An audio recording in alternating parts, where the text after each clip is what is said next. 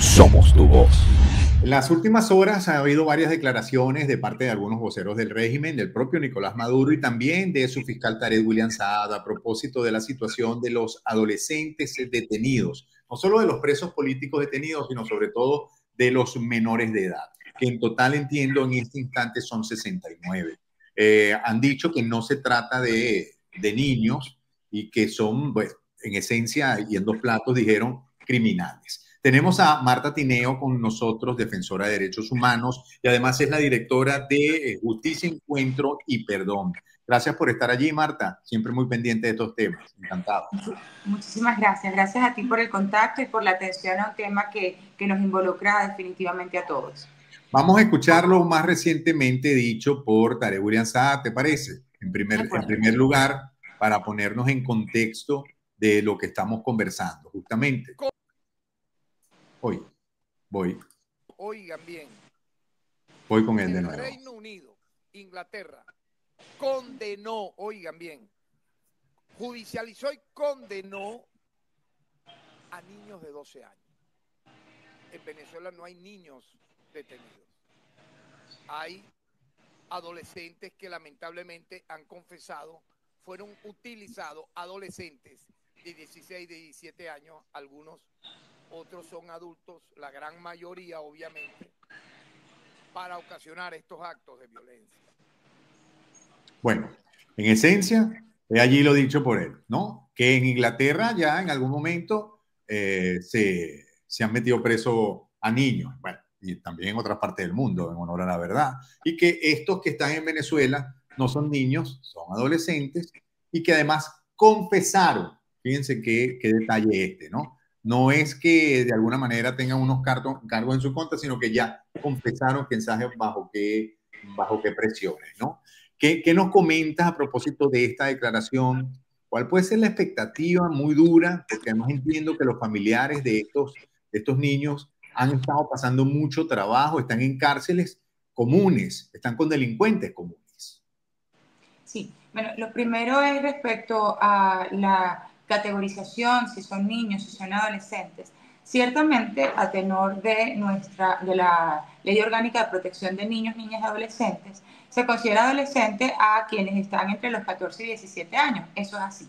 Sin embargo, hay que acotar que a tenor de tratados internacionales de derechos humanos, pues se consideran niños todas aquellas personas menores a los 18 años, ¿no? Entonces ahí, digamos, hay todo un debate porque hay que considerar, sin embargo, que a tenor de nuestra propia Constitución, los tratados y pactos internacionales suscritos por la República que protejan o garanticen mejor que la propia Constitución los derechos humanos son de aplicación directa, ¿no? Entonces, allí hay una discusión. Pero más allá de eso, si son considerados adolescentes a tenor de la Ley Orgánica de Protección, lo cierto es que sí, hemos tenido a partir del 28 de julio pues un número escandaloso de detenciones de adolescentes o de jóvenes menores de 18 años. Llegamos a tener registro de más de 140 adolescentes detenidos. No obstante, hubo un proceso de excarcelación de alrededor de unos 80 de ellos y ciertamente existe ahora el registro de 69 adolescentes privados de libertad. Vale decir que estos jóvenes, estos jóvenes fueron detenidos de forma arbitraria, se les han violado sus derechos, su derecho a la defensa, por ejemplo, porque no se les ha permitido la designación de abogado de confianza. Se ha violado el debido proceso en todas estas causas, de tal manera que efectivamente estos jóvenes han sido violentados en sus derechos humanos. Vimos que en una rueda de prensa, antes incluso de algunas detenciones, se precalificaron los delitos. Es decir, se decía, mira, van a ser detenidos y van a ser todos presentados por terrorismo, asociación para delinquir y un catálogo de delitos. Y luego vimos que una vez ocurrieron estas detenciones, efectivamente a todos se les impusieron esos delitos, vale decir, en audiencias masivas en las que no necesariamente se individualizaron los hechos y la supuesta responsabilidad penal de cada uno de estos jóvenes en dichos hechos, vuelvo, sin derecho a la defensa en términos de no habérseles permitido asignar abogados de confianza. Las audiencias se realizaron de forma telemática. Hay que decir que durante las primeras horas de detención estuvieron en situación de desaparición forzada. incomunicados, no se les permitió tener contacto inmediato con su familia y mucho menos con abogados, vuelvo a decir, y a partir de un esfuerzo enorme de madres, de organizaciones de la sociedad civil, empezamos a ubicar a estos muchachos, ¿no?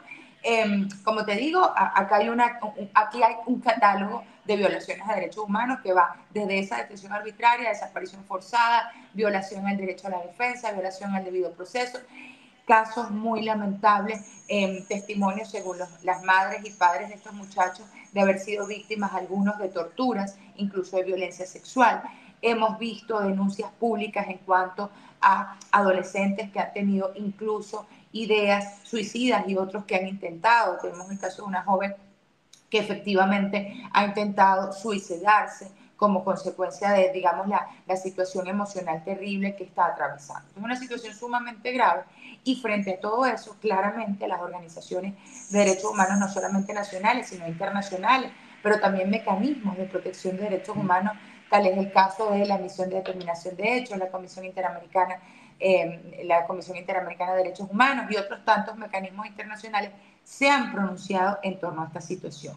Creemos que estas declaraciones muy recientes, tanto del presidente de la República, el fiscal general de la República, incluso el actual ministro de Interior y Justicia, todos, digamos, refiriéndose a la situación de los adolescentes detenidos, quizás sea una respuesta a esa enorme presión, a esas tan escandalosas denuncias que se han recibido y hasta lo que tenemos conocimiento, efectivamente, se están revisando según expresó el fiscal general a unas madres en una reunión que tuvo con ellas, se están revisando caso con caso y se va a evaluar pues la posibilidad de otorgar algunas medidas sustitutivas a la privativa de libertad en algunos de esos casos.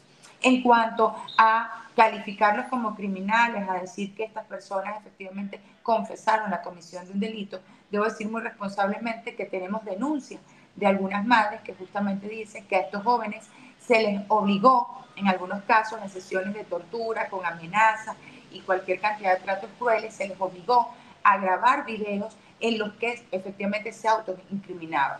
Hay unos que sí, que en medio de ese terror y de todo esto tan espantoso a lo que fueron sometidos, pues finalmente grabaron el video. Hay otros que sin embargo resistieron aquello y no grabaron el video.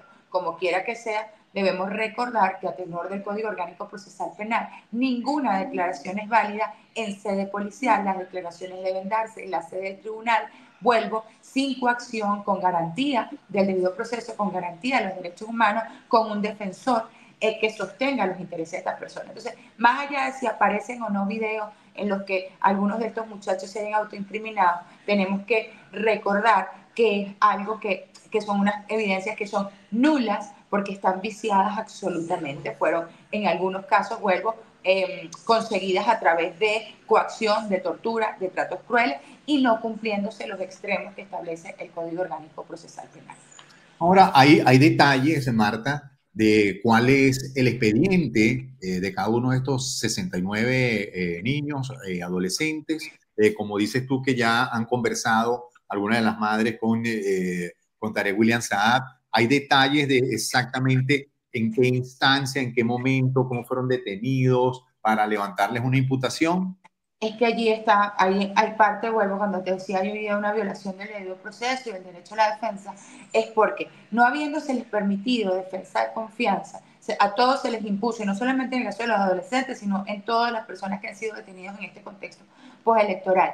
No se les ha permitido el derecho a la defensa en términos de asignar a un abogado de confianza, se les ha impuesto un defensor público y en tanto las madres no han tenido acceso a los expedientes. Hay muchas madres a las que estamos acompañando, asesorando y ellas han requerido copia del expediente justamente para dar con esa información que tú refieres, o sea, cuáles fueron las circunstancias de la detención, por qué se les detuvo, en qué condiciones, qué evidencias supuestamente pesan contra ellos y no han tenido acceso a esas actas. Entonces, ¿cuál es la preocupación? Que estos muchachos fueron presentados en una audiencia de presentación, valga la redundancia, fueron luego presentados en una audiencia preliminar en la que se les acusó formalmente determinados cargos, algunos ya han tenido la primera audiencia de apertura de juicio y están en medio de un proceso judicial a ciegas, porque son menores de edad, porque evidentemente no tienen un abogado de confianza que les esté asesorando, sus madres no saben qué es lo que hay allí, en algunos casos se ha impedido incluso que las madres estén en las audiencias, aun cuando a tenor de la ley son sus representantes legales precisamente porque son menores de edad. Entonces es un proceso penal, están enfrentando un proceso penal a ciegas, a ciegas. Entonces, ante eso, evidentemente celebramos que se esté asumiendo que en estos procesos hay unas violaciones a los derechos humanos terribles que tienen que ser revisados, y ojalá nuestro clamor, por supuesto, en acompañamiento a todas estas familias, es que esos muchachos sean liberados inmediatamente. Vuelvo a decir, de forma muy responsable. Tenemos registros de torturas, de tratos crueles, de violencia sexual en algunos casos. Es decir, se trata de salvarle la vida a estos muchachos, de devolverlos a la vida y de que sus madres también puedan recuperar la vida, porque vale decir, como nos lo han dicho todas, ellas están igualmente presas, solo que no tras la reja, pero desde la detención de sus hijos, estas mujeres han pasado, digamos, la desesperación de ubicarlos, de dar con ellos, de encontrarlos en situaciones muy lamentables, quiero decir, en condiciones físicas, de dotarlos de alimentos, de dotarlos de medicina. O sea, ha sido una situación, es una situación muy, muy dolorosa. Entonces, claramente nuestros exhortos están en que las autoridades efectivamente revisen cada una de estas causas y devuelvan a la vida a estos muchachos, y a las madres también les permitan recuperar su vida. Eso es lo que queremos. Sin duda que ha sido muy difícil, ya tú lo has dicho, para las madres, para los familiares en líneas generales. Hay incluso, tenemos muchos testimonios escritos y los hay también en video. Han tenido incluso a veces que mudarse, bueno, un calvario, total, un calvario. ¿Hay alguna manera de que quienes nos puedan estar viendo en este momento colaboren? ¿Hay alguna forma de sumar esfuerzos para levantar más voces o incluso para dar algún apoyo económico? No lo sé. ¿Hay alguna forma en este instante que ustedes manejen? Bueno, la verdad es que no tenemos nosotros, digamos, prevista ninguna metodología en ese sentido.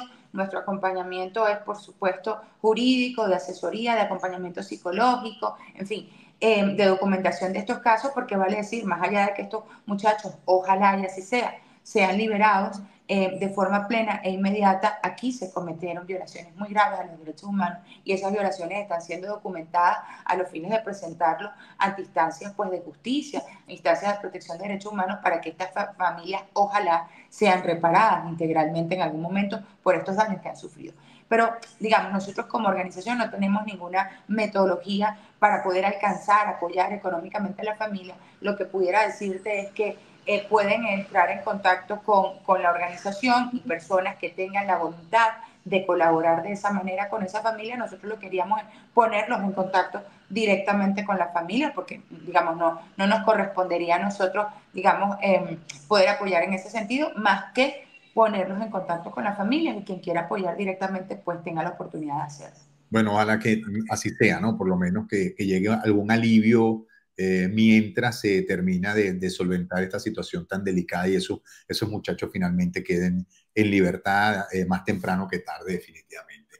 Estamos muy agradecidos contigo, Marta. Siempre un placer, a pesar de que los temas son difíciles, ver además esa vehemencia, esa dedicación, ese empeño que tú al frente de la organización ponen para ayudar, sobre todo de dar a conocer, pero también de ayudar a las víctimas que en estos momentos pasan estos momentos tan difíciles. Muy amable. Muchísimas gracias a ustedes. Que Dios los bendiga. Marta Tineo con nosotros, defensora de derechos humanos y además es directora de la organización Justicia, Encuentro y Perdón, dándonos los detalles de cuál es la situación de estos 69 niños presos en Venezuela por el régimen de Maduro. Gracias por estar allí junto a nosotros, siempre acompañándonos en los diferentes contenidos que generamos para ustedes en Somos Tu Voz. Te invito, como siempre hacemos, a que por favor te suscribas a nuestro canal, le des like, actives las notificaciones, nos escribas algún comentario y también compartas este video para así seguir creciendo y generando más contenidos aquí en Somos Tu Voz. Somos Tu Voz.